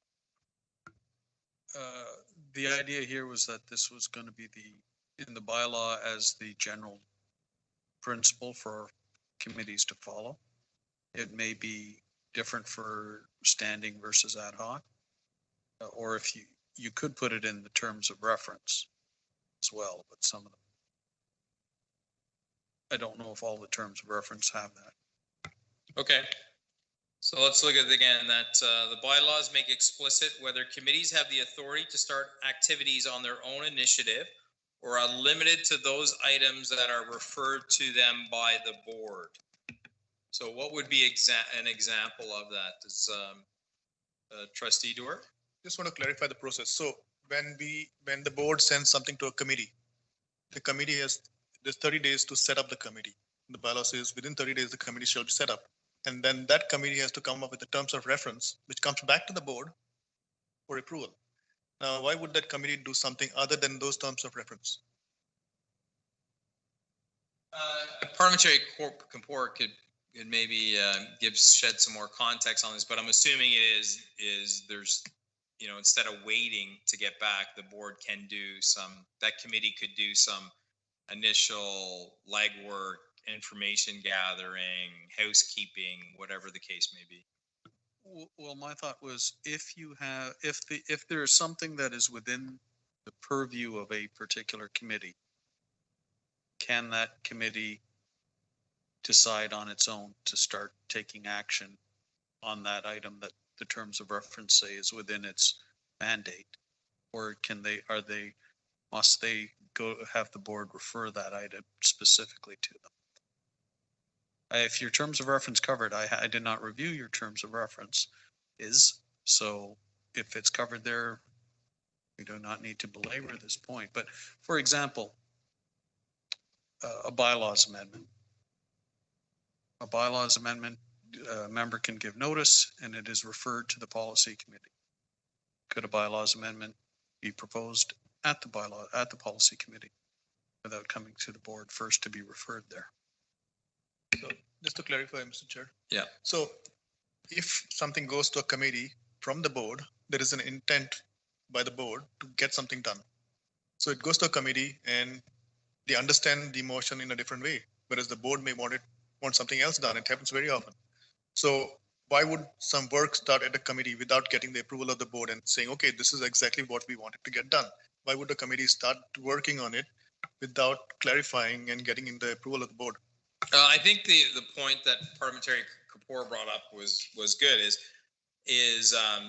if at the policy committee you want a policy to be reviewed or discussed, then you can bring that forward at the policy committee instead of it going through the board and saying, no, we will only discuss items at the policy committee that the board has directed us to review. Right? I think that's a perfect example. So policy is a different case. What if we have a motion going to another committee, set up another committee, and then we have terms of reference there? That's a new committee altogether that does not know its functionality. I guess the issue is once we set up that committee has to bring back the information to the board to be voted on. So there's two sides, two ways of looking at it. One is that we shouldn't hamstring or contain that committee to do their work. But yeah, the second is you don't want them coming back, you know, you ask for oranges, you get apples, right? So I do see both parts of that. We have a hand up. Let me see whose hand that is. Is it Trustee Guzzo? Oh, Trustee Guzzo, yeah. Yep, thank you, Mr. Chair. So I think the example that Parliamentary Kapoor gave, I think that piece about the bylaws is one of the things that we needed to set clarity on. However, I don't think an ad hoc committee versus a standing committee is the same thing. Policy follows the same rules as board meetings, and because it's a committee of the whole, it doesn't have to come back and forth. Like the way I heard Parliamentary Kapoor kind of mention is that before anything is reviewed at policy, it would have to come from the board. Correct me if that's what I heard him say. Did I mishear that? Yeah, so it was not necessarily specific to policy, but clarifying, and the example was policy. Right. But the same thing for any ad hoc committee, right? Right. So then we're changing. But based on what based on that statement, we would be changing the whole process of how policy has worked. So I think we need to distinguish that it is two separate standing versus ad hoc committees, right? Because ad hoc committees dissolve once they've met their terms of reference, once they've done what they're supposed to do, whereas policy is constant. It's a committee of the whole, which allows us to separate the two, so that policy isn't done during board meetings, right? So I think maybe we need to distinguish the two, but I think it already says that, correct me if I'm wrong, under bylaws, is that the ad hoc committee will only work until it has accomplished. So similar to, boundary reviews, right? The boundary review committee is formed. Once it's done, it's dissolved. You know, naming of a school, once that committee's done, it's an ad hoc. Once it's done, it's dissolved. So those are very different. So I don't think we can talk about them at the same time. Yeah, I think there are, but so say for example, this bylaw review committee, we come up with a change to the bylaws, and then we propose or state that we're changing the policy to make sure it's in line. I guess it's just clarifying that that is not possible, but mind you, our terms of reference really should cover that, right? Yeah, this is for ad hoc committees, it's pretty clear. I think this was more referring to various standing committees. Okay. And if it's not a problem the way it's currently functioning, I think this was, I don't know if this was a recommendation or a consider. That's a recommendation. So can I, just to that point though, I think though Parliamentary Kapoor is correct in that I think what we need to clarify was how the bylaws are reviewed. Is this the process or is it a policy? Because that piece in the bylaws that says, you know, if you want to make an amendment, it goes to the policy, you bring it forward to the policy committee. And the way we utilized it was to make, like when we changed the extension of times for end of meeting and start of meeting. So maybe we just need to clarify that's how we utilize it versus the whole review. Okay, yeah, I think that makes sense. Parliamentary Kapoor will work on that, clean that one up. So the next one is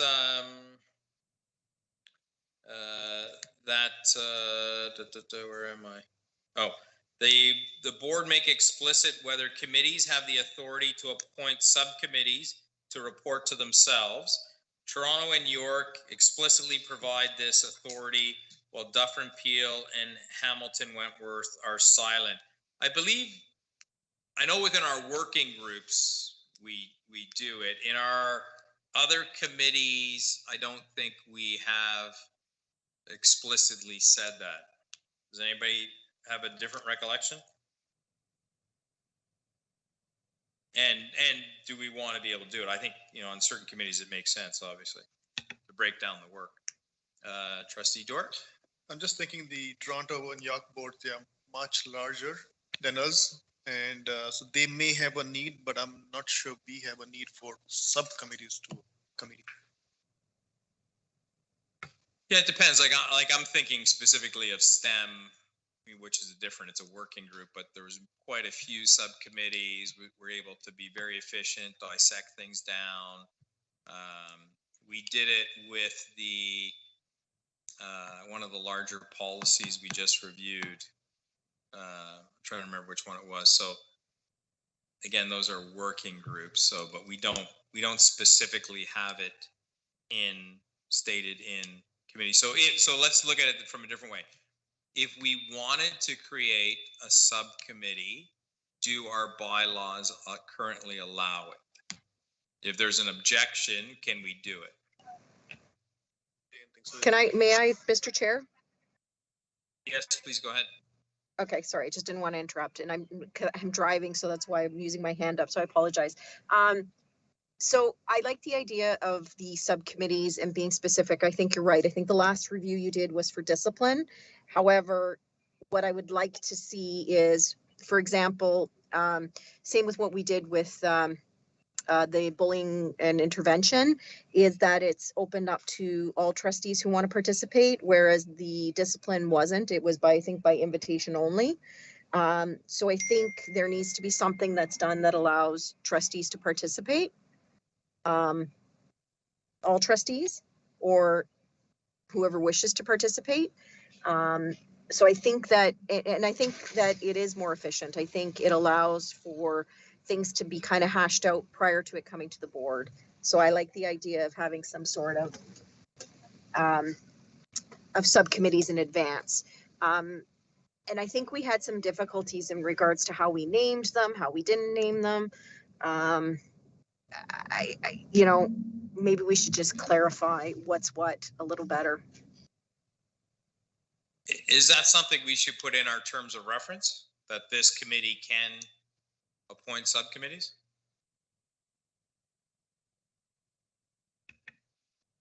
I'm good with that. I don't see it being a problem. You know, for example, SEAC has subcommittees. You know, policy, we've created subcommittees. I don't see why that would be an issue. I think that's actually probably a better use of time. Okay, Director Daly? I'm just thinking the last few kind of ad hoc committees we've had, and we've had fairly similar terms of reference, almost like, I mean, there was a template. It would make sense to just include that as part of the template. Like it's included in every committee that if needed, subcommittees can be formed. And if not needed, then, you know, that would be up to the work of the committee. Okay.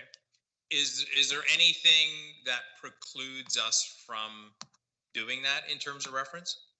Parliamentary Kapoor, I'm becoming an expert in sign language. He shook his head and said no. Good. We'll move on to the next one.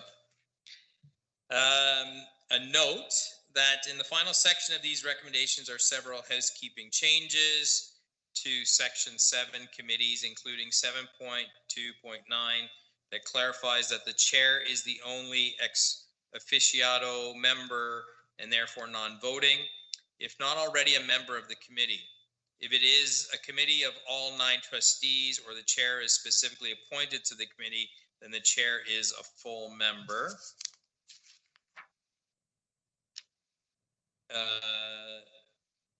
Is there something with that specifically, Parliamentary Kapoor?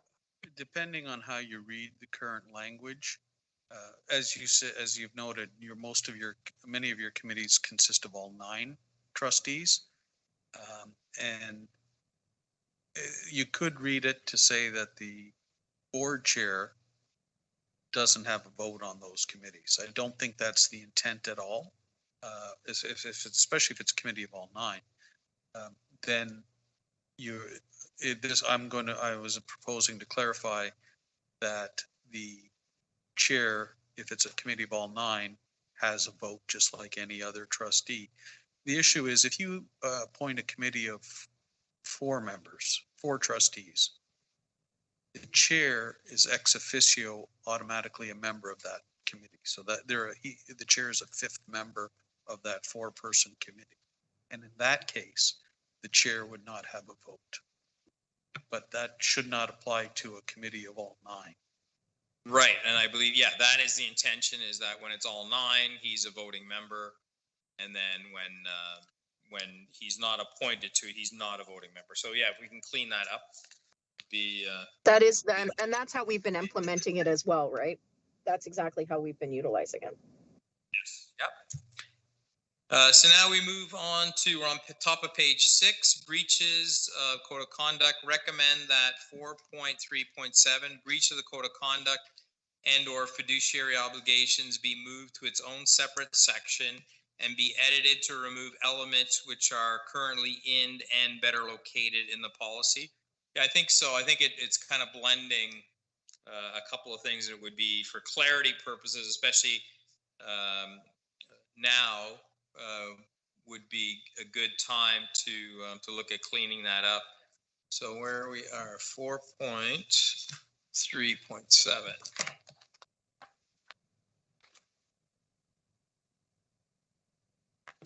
The reason I brought it up is that 4.3 is a subsection that deals with in-camera meetings, and it shouldn't be conflated with the topic of breaches of the code. Right, and that's a good point. So I'm not sure if everybody caught that.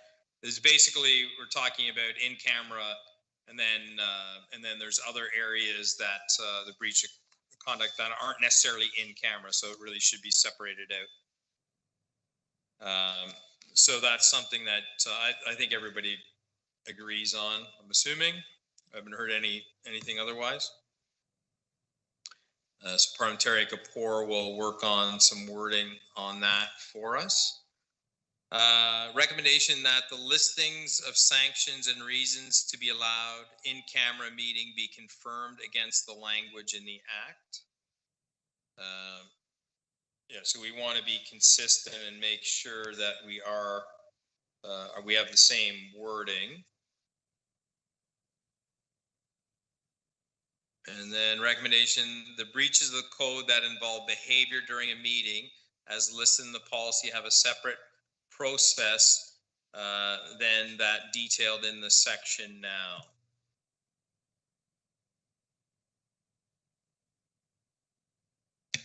So, Sir, can you, yeah, just, Parliamentary Trustee. Kapoor, what do you mean by a separate process? We have one process for the code of conduct. You do, however, alleged breaches deal with, alleged breaches have under your current procedure, there's inquiries made and a report made. Whereas I'm thinking in this statement recommendation about breaches about breaching decorum or inappropriate language, those kind of breaches that are usually dealt with by the chair directly and dealt with in the middle of the meeting rather than the formal process of inquiry report. That's what I was thinking about here. Yeah, thank you. I think that's good. That would be helpful. Inaugural meeting of the board, recommendation that 3.6.2 remove the requirement for a seconder for nominations and explicitly allow self-nominations.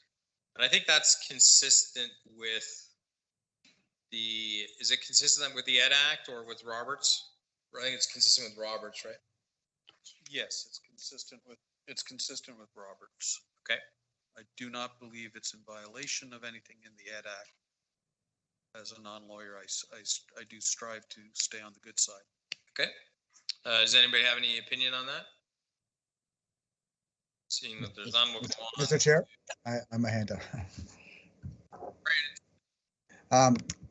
I have to respectfully disagree with Parliamentarian Kapoor.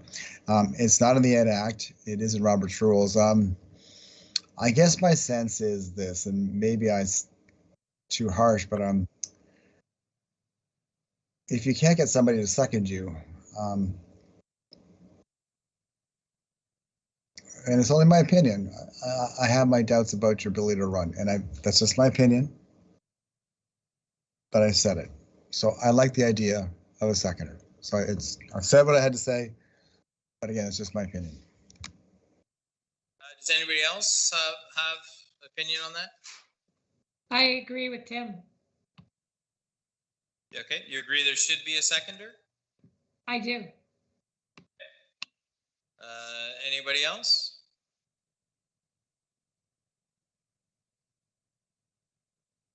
Is anybody opposed to leaving it as having requirement for a seconder, the nomination? I think people maybe not to put words in their mouth, but maybe indifferent on that one. So we can, yeah, if Trustee O'Brien and O'Hearn Srinata feel that way, we can leave it in. I don't see it as a big. And is self-nomination, sometimes it's a question that people ask, whether people can nominate themselves. You can keep a seconder, but you want to say yes or explicitly state yes or no for a self-nomination? Yeah, I think, if you thinking back to committees, for example, if somebody wants to chair a committee, they can put their name forward and then they get a seconder and then we can vote on it. Do we want to leave that in? I think that's a good addition. If that's what the interpretation means, I can accept that, but I would like the seconder in there. The requirement still need a seconder, but you can self-nominate yourself to run. Okay, so that's good. We'll make that change. You don't want somebody to but you still need a seconder.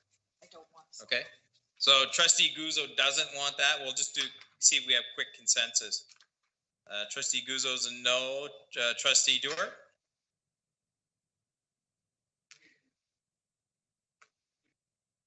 Self-nominate and a seconder. Okay, and have a seconder, okay? Trustee Agnew, I'm okay with it. okay? Trustee O'Hearn Trinata, Yes, that's good. Trustee Brian, I believe you said you're good with it also? I'm good with it. So that's the change we'll make. You can self-nominate, but you need a seconder. Special recommendation that the language regarding notice of meeting in 4.2.3 and the provisions of the agenda 9.3 be consistent with language elsewhere in the bylaw by changing excluding Saturdays and Sundays to including Saturdays and Sundays. Take a quick look at that. I made a mess of Rosie's notes. Yeah, there isn't a Point motion that's two.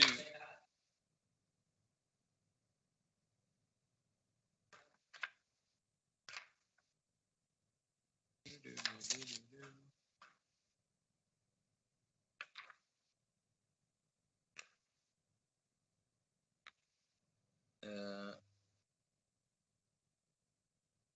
Okay.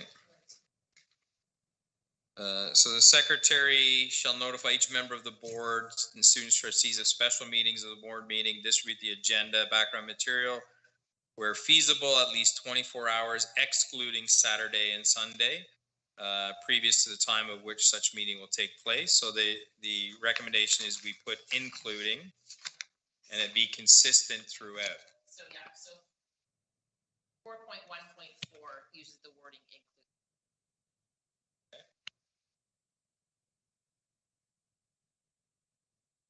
Wording including.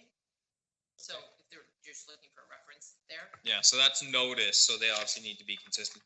So the question is, are we including Saturdays and Sundays in our counting of days?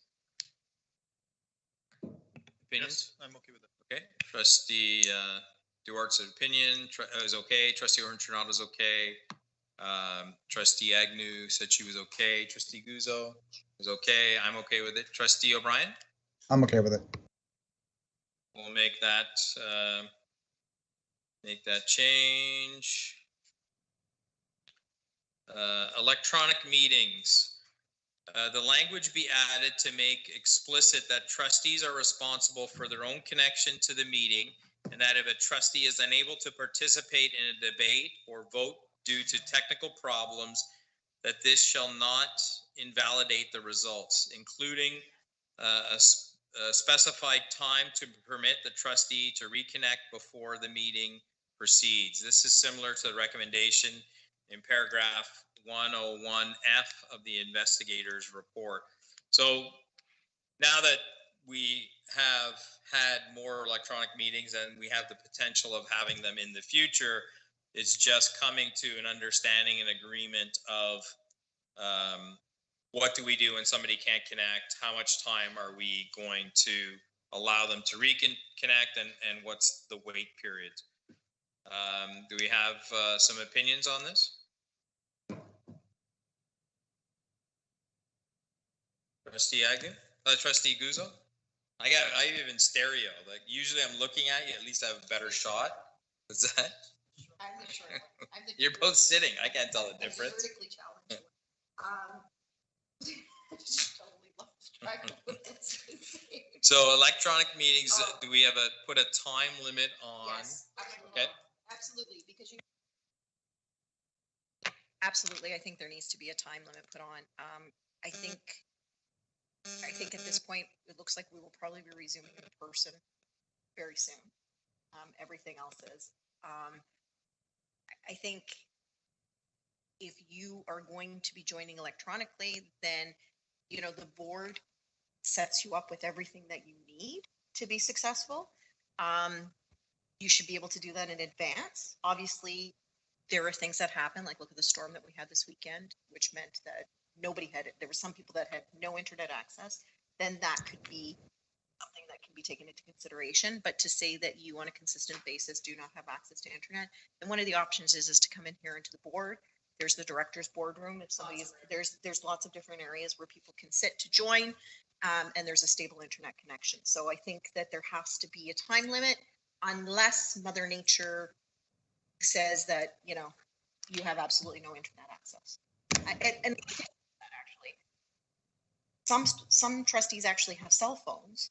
They can hotspot their internet in the worst case scenario, or even join. Like I drove here from my home, I was still on the meeting and I was able to do that successfully. Now, can I participate as successful as I'd like to? Probably not. But the point is our technology allows for so much that I think there needs to be a time limit. Okay, so two things that I take from that is there has to be consideration for weather extremes or acts of God or whatever, however you want to describe that. But I guess, you know, the reality is if there's that well, I guess it could be neighborhood. I'm going to say if it's that significant, then it would impact the whole meeting, but it couldn't be. You could be just your neighborhood's knocked out. Somebody hit a transformer in your neighborhood, right?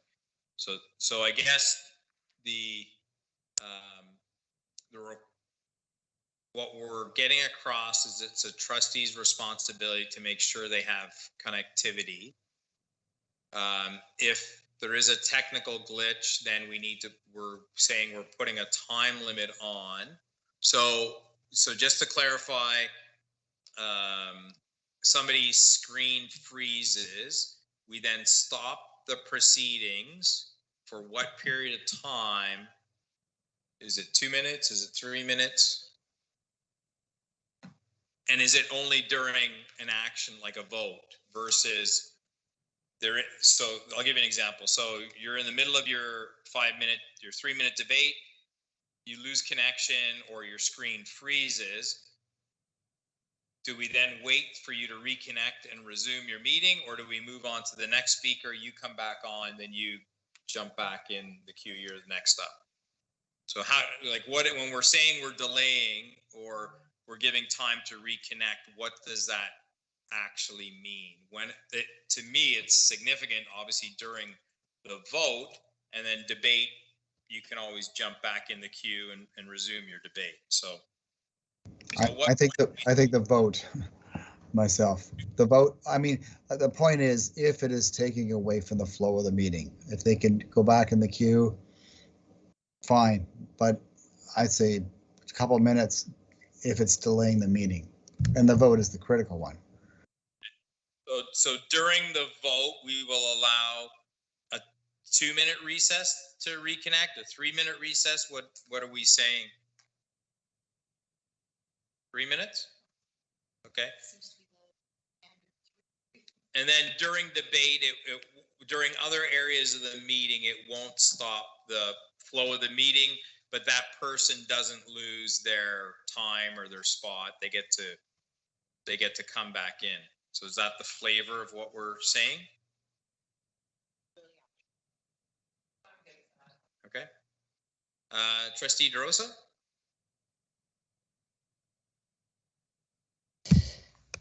Thank you, Mr. Chair, and I'm sorry for my tardiness, but I just got to the hotel. So for what it's worth, I think the myriad of technical issues that we've had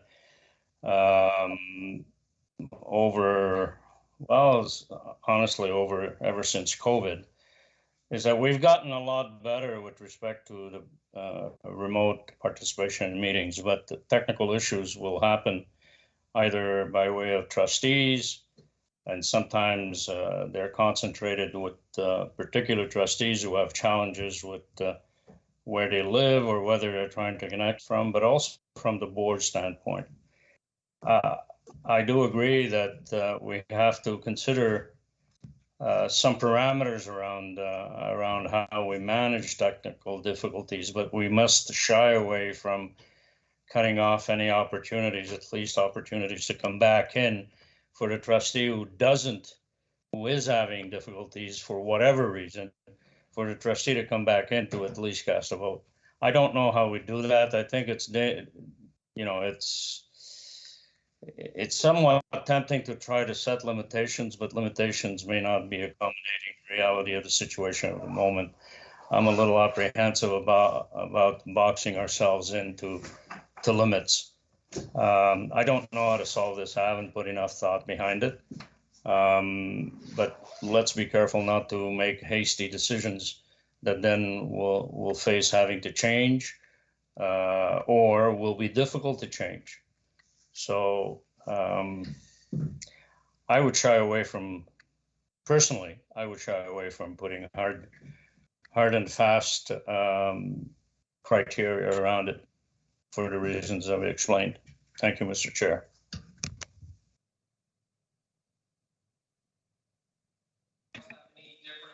I have my hand up. Trustee York. Mr. Chair, so the Education Act talks about electronic meetings very clearly and explains what trustees are entitled to at meetings and how they should be prepared for meetings. Governance book given to all trustees clearly explains that trustees should come to the meeting fully prepared. That includes electronic means and everything. Now, I'm just thinking this 3-minute allowance that we're proposing here, whether that's going to be misused or whether it's going to be used in a good way. So we really need to think whether we really need the 3-minute thing. When a vote is called, and we finish that. So do we really want to give a 3-minute limit? I'm not. Yeah, I think that's why we're having this discussion. So one thing that came out when we started this was that each trustee is responsible to make sure they mitigate any technical issues. So, you know, if you're away on vacation, you want to join a meeting and you don't have good Wi-Fi at the hotel, then you hotspot your phone or you have to do something different. So I guess there's 2 ways to look at it. One is that you are accountable to mitigate your technical difficulties, or it's an act of God and that's just the way it is and so be it. But the reality is at some point we have to move the business of the board forward. So either you're going to put parameters around that so everybody's aware. If you're disconnected, you have 3 minutes to reconnect or 5 minutes or whatever it is, or the opposite. So then if not, then the opposite is we wait indefinitely or we don't wait at all. I think those are, to me, are kind of the three parameters or the fences that we have. Trustee O'Brien, you have the floor. I think, Chair Murphy, Trustee Murphy, you said it well. You've got to allow something because of mitigating circumstances. And I think the 3 minutes does that. So long as we stick to our guns. After 3 minutes, we're moving on. And no matter what, because that does make you somewhat responsible for your technology. Even the best IT person is going to have some glitches. 3 minutes is the limit, and we move on. That way, we've done due diligence of giving everybody a chance. But we do set that. We can even set the clock if you want to, and we just set it. Are you ready to vote? No. Then you're just counted as absent or whatever. That's my opinion. Thank you.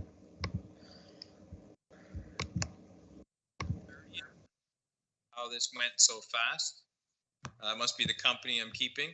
But we have to sign off and go into our next meeting. Thank you all for participating. So we'll take this up at the next meeting. We're at electronic meetings. We'll revisit that item. We've got 1, 2, 3, 4 items left. Closing prayer, and I have closing prayer. Please join me in a sign of our faith in the Father, Son, Holy Spirit. Amen. As we close this meeting, Lord, we want to give honor to you. Thank you, God, for the time we had today to discuss issues and make decisions for our students. May you bless each person who took time to gather here today, and let your hand of protection be on them throughout the rest of the week. Let the work done here tonight come to fruition, and let it be for our students and for your glory only. Help us each to do our parts to bring the plans discussed to life.